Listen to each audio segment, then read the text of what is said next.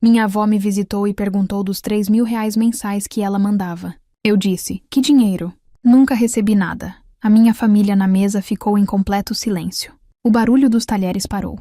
Minha mãe congelou com o garfo a meio caminho da boca. Meu pai, que estava rindo alto de uma piada que ele mesmo contou, ficou pálido. Meu irmão mais velho, sempre tão confiante, desviou o olhar para o lustre caro acima da mesa. O silêncio na luxuosa sala de jantar dos meus pais, cheia de decorações de Natal, era tão pesado que eu podia sentir o peso dele nos meus ombros. Minha avó, que tinha vindo de outro estado para passar o feriado, me observava da cabeceira da mesa. Seus olhos, ainda muito azuis e penetrantes apesar da idade, estavam fixos em mim. Então, Renata, ela repetiu, a voz calma, mas que cortava o silêncio como uma faca. Eu só queria saber se os R$ 3.000 que mando para você todo mês estão sendo suficientes. Você parece tão cansada, querida. Eu pisquei, completamente confusa. Minha cabeça girou. R$ 3.000? Vovó. Eu comecei, minha voz saindo falhada. Que dinheiro? O silêncio ficou ainda mais tenso. Senti os olhos da minha mãe me fuzilando como se dissesse, não continue. Meu pai limpou a garganta, mas não disse uma palavra. Enquanto aquele silêncio se esticava, minha mente voou para aquela mesma manhã. Eu estava no meu pequeno apartamento, um lugar que eu chamava de lar, mas que mais parecia uma caixa de sapatos fria. Eu estava de pé na cozinha minúscula, vestindo um casaco grosso, mesmo dentro de casa, porque eu tentava economizar no aquecedor. Na minha frente, sobre a mesa, havia uma pequena pilha de moedas. 50 centavos, 10 centavos, algumas de R$ 1 que eu guardava como ouro. Eu contava e recontava, meu estômago roncando. Eu tinha que escolher. Ou eu pagava o ônibus para ir ao trabalho pelos próximos 3 dias, ou eu comprava pão e um pouco de manteiga. As duas coisas não eram possíveis. Eu trabalhava num emprego exaustivo, atendendo clientes o dia todo, ouvindo reclamações, sempre com um sorriso forçado no rosto. Eu saía de casa antes do sol nascer e voltava muito depois que ele se punha. E para quê? Para mal conseguir pagar o aluguel e as contas de luz e água. Viver sozinha era minha escolha. Minha teimosia, como minha mãe adorava dizer. Lembrei-me da última vez que visitei meus pais há 2 semanas. Eu estava exausta aí, num momento de fraqueza. Mencionei que meu aluguel ia aumentar. Ah, Renata, querida, minha mãe disse, sem tirar os olhos da televisão nova, gigantesca que ocupava metade da parede da sala. Eu não sei por que você insiste nisso. Essa sua independência só está te fazendo sofrer. Sua mãe tem razão. Meu pai concordou, mexendo no celular de última geração. Você podia estar aqui, confortável, no seu antigo quarto. Você só precisava ajudar um pouco nas tarefas da casa, cuidar do seu irmão. Mas não, você preferiu essa teimosia. Eu tenho um trabalho, pai, eu disse, cansada. E que trabalho, não é? Meu irmão riu, entrando na sala com um tênis novo na caixa. Mal paga suas contas. Olha só o que o pai me deu hoje. Legal, né? Eu apenas balancei a cabeça. Eles moravam naquela casa enorme que minha avó, mãe do meu pai, tinha dado a eles. Eles tinham cargos confortáveis na antiga empresa da família, que minha avó administrava de longe. Eles tinham tudo. E eu, que decidi tentar a vida por conta própria, era a ovelha negra, a teimosa, a que gostava de sofrer. Toda vez que eu os visitava, era a mesma história. Críticas veladas, comparações com meus irmãos, que viviam às custas deles e eram mimados com tudo do bom e do melhor. Roupas caras, eletrônicos novos, viagens de fim de semana. Enquanto isso, eu contava moedas para o ônibus. Agora, sentada naquela mesa de Natal, a realidade me atingiu como um tapa. O jantar era um banquete. Peru, assados caros, vinhos importados. A casa estava brilhando. Eu tinha chegado mais cedo, vinda direto do trabalho, sentindo-me deslocada com meu vestido simples, o único que eu tinha para ocasiões boas. Meus irmãos, por outro lado, pareciam ter saído de uma capa de revista. Minha avó, que eu não via há quase 2 anos, me abraçou com força quando cheguei. Renata, minha neta, ela disse me segurando pelos ombros. Você está tão magra. Eles não estão te alimentando direito aqui? Eu forcei um sorriso. Estou bem, vovó. É só a correria do trabalho. Ela me olhou de um jeito estranho, profundo, e depois olhou para meus pais. Entendo, correria. Durante o jantar eu a vi observar tudo.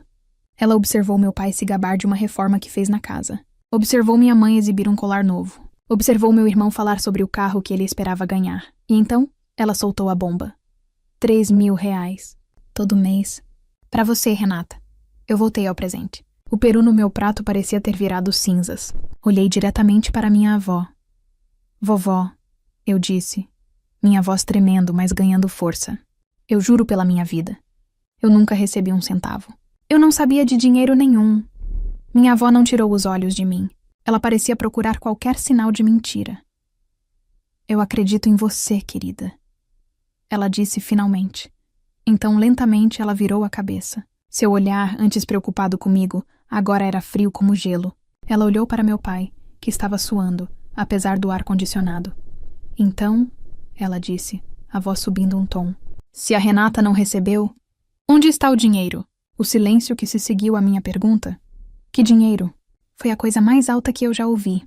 Meu pai, que segundos antes ria alto, ficou roxo. Ele abriu a boca, fechou, e depois pegou o copo de água com a mão trêmula. Minha mãe parou de sorrir. Seus olhos se arregalaram e ela olhou para o meu pai em pânico. Meu irmão mais velho, o favorito, tentou quebrar a tensão. Ele sempre foi bom nisso, em fazer piada das coisas sérias. Vovó, ele riu. Um som nervoso que ecoou na sala silenciosa. Que brincadeira é essa? A senhora é demais. Está pregando uma peça na gente, não é? Ele me deu uma cutucada com o cotovelo. Imagina só, Renata. R$ 3.000 por mês. Quem dera, hein? Com essa grana, você não estaria mais reclamando do preço do ônibus, não é mesmo? Eu não me mexi. Eu não ri. Eu apenas olhei para o relógio caro no pulso dele. O relógio que eu pensei que meus pais tinham dado de presente. Minha avó não sorriu. Seu rosto permaneceu sério, seus olhos azuis fixos no meu pai. Eu não estou brincando, ela disse, a voz firme.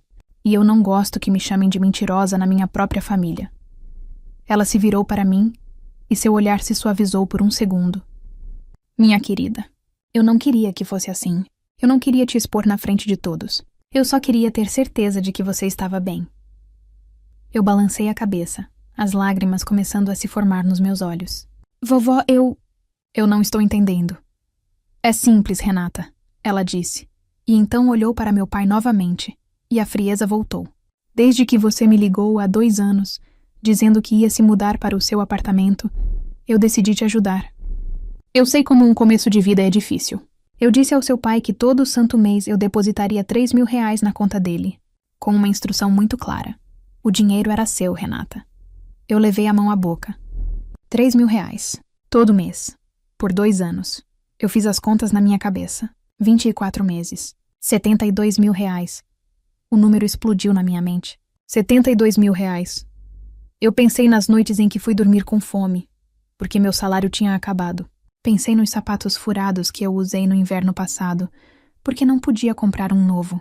Pensei nas vezes em que chorei no chuveiro frio, porque o gás tinha sido cortado e eu não tinha como pagar o conserto. E eles sabiam o tempo todo. Vocês, eu sussurrei, olhando para meus pais. Vocês sabiam. Vocês me viam chegar aqui exausta. Vocês me ouviam dizer que eu estava lutando. E vocês, o que vocês fizeram? Renata, querida, calma. A minha mãe disse, se levantando e vindo em minha direção. Não é bem assim. Nós íamos te contar. Nós estávamos guardando para você. Guardando? Eu gritei, me afastando dela. Guardando para quê? Eu não tinha dinheiro para o ônibus hoje de manhã. Eu tive que escolher entre almoçar ou jantar. Que tipo de guardar é esse? Não fale assim com a sua mãe. A meu pai rosnou, finalmente encontrando a voz. Ele também se levantou. Você não sabe das coisas. Você não sabe das nossas responsabilidades. Responsabilidades? E eu ri, um som seco e amargo. Eu sei que eu conto moedas para viver. E eu sei que meu irmão está usando tênis que custam o meu aluguel. Eu sei que vocês reformaram a cozinha inteira. Era com o meu dinheiro? Que absurdo! Meu pai gritou, vermelho de raiva. Nós não usamos o seu dinheiro. Como você ousa? Então onde ele está? Minha avó perguntou, a voz como um trovão. Todos nós nos viramos para ela. Ela estava calma, mas seus olhos brilhavam. Se não está com a Renata, ela continuou. E vocês não usaram? Ele deve estar guardado. Na sua conta, certo? R$ 72.000 aplicados, rendendo juros. Meu pai engoliu em seco. A mentira dele o tinha encurralado. Ele não podia dizer que tinha guardado, porque ela pediria para ver. Ele não podia dizer que tinha gastado, porque seria a confissão. Isso mesmo, a avó continuou. como se lesse a mente dele. Nós vamos tirar a dúvida agora. Mãe, minha mãe tentou com a voz chorosa. É noite de Natal. Por favor, os vizinhos podem ouvir. Vamos. Vamos comer a sobremesa. A gente conversa sobre isso depois, em particular. Sobremesa? Minha avó riu, um som sem humor algum. Eu perdi completamente o apetite. Ninguém sai desta mesa. Ninguém toca na sobremesa. Ela olhou para o meu irmão. Você que é jovem e entende de tecnologia. Pegue o celular do seu pai. Meu irmão, pela primeira vez na vida, parecia assustado. Vovó, eu acho melhor não. Isso é coisa de família, a gente resolve. Pegue. Agora. Ela ordenou. Meu irmão olhou para o meu pai, esperando uma ordem contrária. Mas meu pai estava pálido como cera, olhando para a mãe dele. Ele não disse nada. Derrotado, meu irmão pegou o celular do meu pai que estava sobre a mesa. Abra o aplicativo do banco, disse a avó. Mãe, isso é um absurdo. É invasão de privacidade. E meu pai protestou, a voz fraca. Não é invasão de privacidade quando o dinheiro é meu e a beneficiária não o recebeu, disse a avó. Abra. Ou eu juro que ligo para o gerente do banco agora mesmo e peço um bloqueio de todas as suas contas. Você sabe que eu posso. A casa onde você mora, o carro que você dirige, o cargo que você ocupa, tudo veio de mim. O suor escorria pela testa do meu pai. Ele sabia que ela podia. Tudo bem. Tudo bem. Ele murmurou, derrotado. Ele pegou o celular da mão do meu irmão e, com os dedos tremendo, começou a digitar a senha. Minha mãe começou a chorar baixinho. Não eram lágrimas de arrependimento. Eram lágrimas de quem foi pego. Eu fiquei ali, de pé, tremendo de raiva e de alívio. A verdade estava vindo. Depois de 2 anos de luta, a máscara deles estava finalmente caindo, na frente da única pessoa que eles temiam. Meu pai não teve escolha. Com as mãos trêmulas, ele digitou a senha no celular e abriu o aplicativo do banco. O silêncio era tão absoluto que o barulho dos meus próprios batimentos cardíacos parecia ecoar na sala. Ele olhou para a tela por um segundo e seu rosto perdeu o último pingo de cor que lhe restava. Bem? Minha avó perguntou, inclinando-se para a frente. Estamos todos esperando. Mostre-nos o extrato. Minha mãe, vendo que não havia mais saída, desabou. O choro baixo que ela vinha segurando explodiu em um soluço alto e desesperado. Fomos nós, mamãe. A culpa é minha. Ela gritou, cobrindo o rosto com as mãos. Me perdoe, nós usamos o dinheiro. A confissão pairou no ar, feia e definitiva. Mesmo eu, que já suspeitava, senti um frio na espinha ao ouvir as palavras. Meu pai fechou os olhos, derrotado pela confissão da minha mãe. Usaram? Minha avó repetiu, a voz perigosamente calma. Usaram todo o dinheiro da Renata? Nós não tivemos escolha. Minha mãe choramingou. A casa dá tantas despesas. O custo de vida está tão alto. Nós tínhamos que manter o padrão. Tínhamos necessidades. Necessidades? Eu repeti incrédula. Necessidades? E eu? Eu não tinha necessidades. Eu que não comia direito. Eu que usava roupa rasgada. Não fale assim, Renata. Meu pai explodiu, agora tentando transformar sua vergonha em raiva contra mim. Você não entende. Você é uma criança. Você é irresponsável. Irresponsável? Eu ri, sentindo uma raiva fria tomar conta de mim. Eu sou irresponsável? Eu pago meu aluguel. Eu pago minha comida. Eu pago minhas contas. Eu não devo 1 centavo a ninguém. E você? Você rouba da sua própria filha. Eu não roubei. Ele gritou batendo na mesa. Eu sou seu pai. O dinheiro estava na minha conta. Era minha responsabilidade administrá-lo. Sua responsabilidade era me entregar. Eu gritei de volta. Pra quê? Para você gastar tudo em bobagem? Ele zombou. Para você queimar tudo em 1 mês, morando naquele buraco que você chama de apartamento? Nós fizemos o que era melhor. Usamos o dinheiro para o bem da família. O bem da família? Minha avó interrompeu a voz cortante. Você está me dizendo que o bem da família era deixar uma parte dela passar fome enquanto o resto vivia no luxo? Ela estendeu a mão para o meu pai. Me dê o celular. Mãe, por favor. Ele tentou. Me dê o celular. Agora. Ele não ousou desobedecer. Ele entregou o aparelho. Minha avó colocou seus óculos de leitura, que estavam pendurados em um cordão de prata no pescoço. Ela olhou para a tela, seus lábios apertados em uma linha fina. Ela ficou em silêncio por quase 1 minuto, apenas passando o dedo na tela, rolando para baixo, lendo. Eu observei o rosto dela. Vi seus olhos se estreitarem. Vi sua mandíbula ficar tensa. Quando ela finalmente levantou o olhar do celular, ela não parecia mais a minha avó gentil. Ela parecia uma juíza prestes a dar uma sentença. Interessante, ela disse, a voz baixa. Muito interessante as necessidades que vocês têm. Ela olhou para minha mãe. Vejo aqui uma transferência de 15 mil reais. Uma viagem, 2 passagens. Foi uma necessidade urgente? Minha mãe encolheu-se. Ela olhou para o meu irmão. E você? Vejo aqui a entrada de um carro novo. 20 mil reais. Uma necessidade básica para um rapaz que nem trabalha, eu presumo? Meu irmão ficou pálido e olhou para o prato. O relógio caro em seu pulso parecia zombar dele. Ela voltou o olhar para o meu pai. E aqui, gastos e mais gastos. Roupas, jantares caros, reformas estéticas na casa. Uma televisão nova. Tudo isso, ela disse balançando o celular, enquanto a minha neta, a verdadeira dona desse dinheiro, contava moedas. A verdade era pior do que eu imaginava. Não é que eles pegaram o dinheiro e o usaram para pagar uma dívida urgente ou uma emergência médica. Eles o pegaram sistematicamente, mês após mês, e o queimaram em luxos. Eles me roubaram para mimar meu irmão. Eles me roubaram para manter uma aparência de riqueza que eles não podiam pagar. Eles me viam sofrer e não sentiam nada.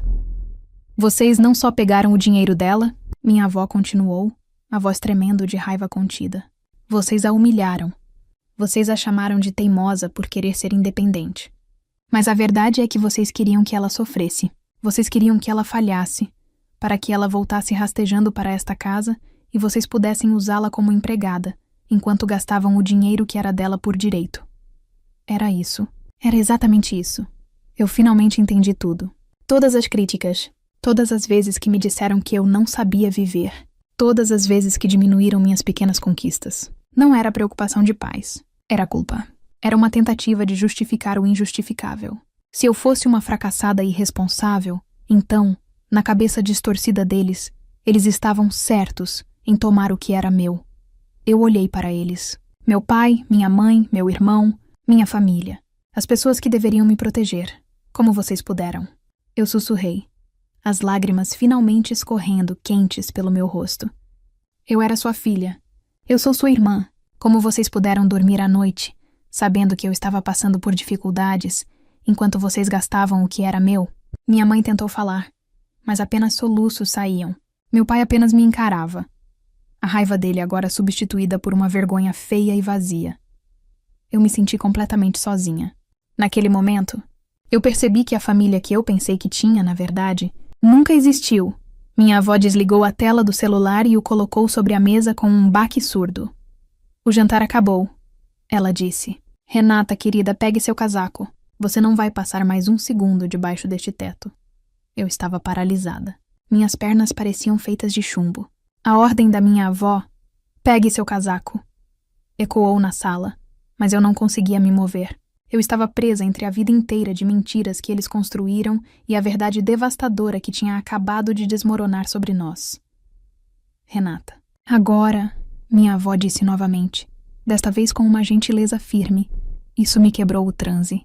Eu me virei, sem olhar para meu pai, que estava petrificado, ou para minha mãe, que soluçava descontroladamente.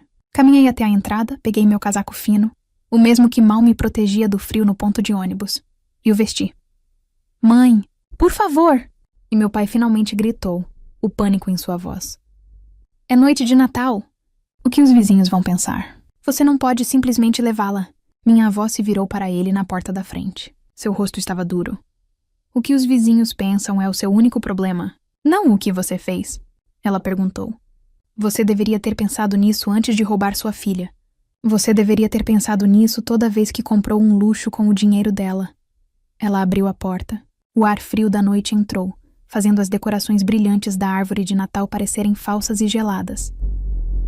Nós vamos para um hotel, disse a avó. Amanhã Renata e eu vamos ao banco e vamos consertar o que você quebrou. Quanto a vocês... Ela olhou para meu pai, minha mãe e meu irmão, todos amontoados na sala de jantar, parecendo uma pintura trágica. Quanto a vocês, amanhã nós também teremos uma conversa muito séria sobre o futuro de vocês. Saímos pela porta da frente. Eu não olhei para trás. Eu não conseguia. No carro, o silêncio era pesado, mas não era desconfortável. Minha avó dirigiu por alguns minutos e então parou no sinal vermelho. Ela estendeu a mão e colocou-a sobre a minha, que estava gelada. Eu sinto muito, minha querida, ela disse, a voz embargada. Eu sinto muito por ter confiado neles. Eu sinto muito por não ter verificado. Eu falhei com você. Eu balancei a cabeça, as lágrimas escorrendo silenciosamente. Você não falhou, vovó. Você me salvou. Você foi a única que me viu. Naquela noite eu dormi em uma cama macia de hotel, a cama mais confortável em que já estive. Pela primeira vez em 2 anos, eu não me preocupei se o despertador tocaria às 4 da manhã. Eu não me preocupei com o dinheiro do ônibus. Eu apenas dormi. Na manhã seguinte, minha avó era uma mulher em missão. Enquanto eu tomava um café da manhã de verdade, ela estava ao telefone. Sua voz era baixa, firme e não aceitava discussão. Eu quero um relatório completo de todas as contas, ela disse a alguém. E prepare os papéis. A administração de todos os meus bens voltará para mim imediatamente. Depois de desligar, ela se virou para mim. Primeiro, vamos cuidar de você, ela disse. Fomos ao banco. Minha avó abriu uma nova conta em meu nome, uma conta que só eu poderia acessar. Ela sentou-se com o gerente e eu a ouvi explicar a situação. Em menos de 1 hora, ela tinha os números exatos. 72 mil reais, ela disse, olhando para o papel. Mas isso não é justo. Esse dinheiro estava parado, sendo usado por eles. Se estivesse investido para você, teria rendido. Vamos corrigir isso. Ela fez alguns cálculos rápidos. Ela adicionou uma quantia generosa por danos, por juros, por tudo o que sofri. Então, na minha frente, ela assinou uma ordem de transferência da conta principal dela para a minha nova conta. Eu olhei para o caixa eletrônico alguns minutos depois. O número na tela fez minhas pernas tremerem. Não era uma fortuna que mudaria o mundo, mas para mim, era o mundo inteiro. Era a segurança. Era a liberdade. Era o preço de 2 anos da minha vida de volta. Mais tarde, no hotel, o telefone da minha avó tocou. Era meu pai. Ela colocou no viva voz. Mãe, você não pode estar falando sério. Ouvi a voz dele desesperada. Cortar tudo? A mesada? Mas como vamos viver? Como vamos pagar as contas? Vocês têm seus empregos? Minha avó respondeu friamente. Empregos que eu providenciei para vocês. A partir de segunda-feira, vocês vão descobrir o que é receber um salário de funcionário, não de dono. Todos os bônus e extras da diretoria acabaram. Vocês vão trabalhar de verdade agora, como a Renata trabalhava. E a casa? E minha mãe chorou ao fundo. Você não pode nos tirar da casa. A casa é minha, disse a avó. Eu dei a vocês para morarem, não para serem donos. Vocês têm 30 dias para começar a me pagar um aluguel justo, no valor de mercado, ou têm 30 dias para desocupar. Houve um grito do outro lado. 30 dias. Isso é loucura. E o meu carro? E meu irmão gritou pegando o telefone. Vovó, o carro que o pai me deu. Ele disse que eu tenho que vender. Eu não posso vender meu carro. Seu pai não tem como pagar o seguro ou a gasolina dele, querido, disse a avó. E honestamente, vocês vão precisar do dinheiro para pagar a conta de luz e a comida. Bem-vindo ao mundo real. Ela desligou.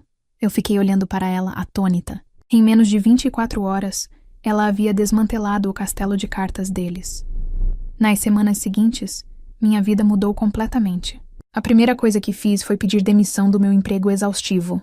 Eu entrei no escritório do meu chefe, entreguei meu aviso prévio e, pela primeira vez, saí de lá com o sol ainda brilhando no céu.